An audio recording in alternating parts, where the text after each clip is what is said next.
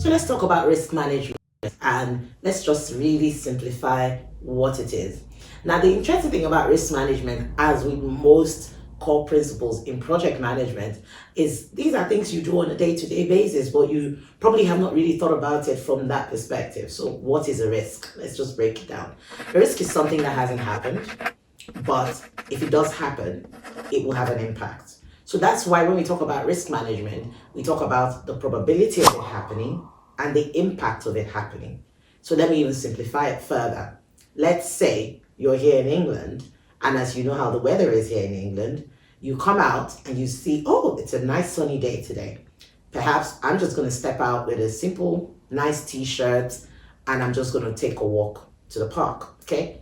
But then automatically something in your head tells you, you know how the weather is, it might rain. Why you grab a jacket just in case the weather changes? What you've just done is active risk management, because you've assessed that, hang on, there is a chance that this weather might change. It hasn't changed, but you know that if it does, the probability of it changing is likely. And you also know that if it does change and you're taking this walk and the weather does change, you are going to be drenched if it rains, or you're going to be quite cold. You've just done a bit of risk management. Another example, let's say you were planning for a wedding. You were going to a different city for a wedding. You wanted your dress to be made by a seamstress, and you're worried in the back of your mind that, they don't have my measurement. Maybe we've done some sort of virtual measurements.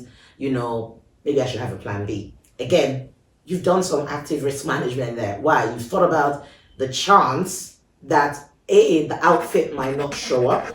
B, if it does show up, it might not be to your size. So you're thinking, best to have a plan B.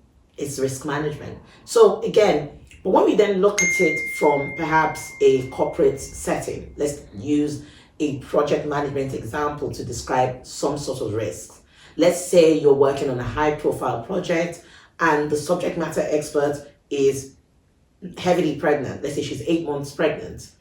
You have a risk there that she might have that baby early. And you may have worked it into your plan to say, okay, I know this my subject matter expert who I really need for this project is heavily pregnant and she might need to go off early. But that's a risk that you need to be mindful of, because at back of your mind, you know that she might have to leave early because she needs to go and have the baby. So that's an example of a risk that you might deal with. Or you're doing a data migration project. So you're moving stuff from one platform to another platform. There might be a risk that when you move it, the data might not exactly work the way you want it to work in the other system. So those are sort of the risks that you deal with. And the risks are quite peculiar to the particular situation you were talking about. Now, what's interesting about a risk is it is a risk until it happens.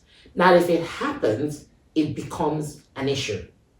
And it becomes an issue when it's of a negative impact. So, for example, let's say using my original example of I'm going out, I'm going to wear a simple t-shirt, the weather looks okay, and I thought, I'm just going to go out like that. Maybe I've just gone 1 or 2 miles up the road and I'm walking and suddenly the weather changes and we've got a torrential downpour. I no longer have a risk, I actually have an issue and I'm drenched. So the difference is a risk has not happened, an issue has happened in very, very simple terms.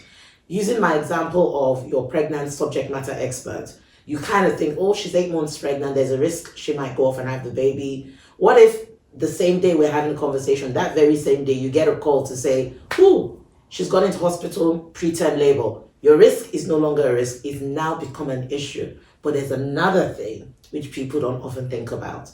Where a risk materializes and it's not of a negative impact, it becomes something we call an opportunity. And this is not something that people tend to explore a lot, but I'll do a separate video exploring it in a bit more detail. So not every risk that materializes necessarily has a negative impact. Some of them become opportunities, and people often use those opportunities to make something out of them. So you see, it's really not rocket science.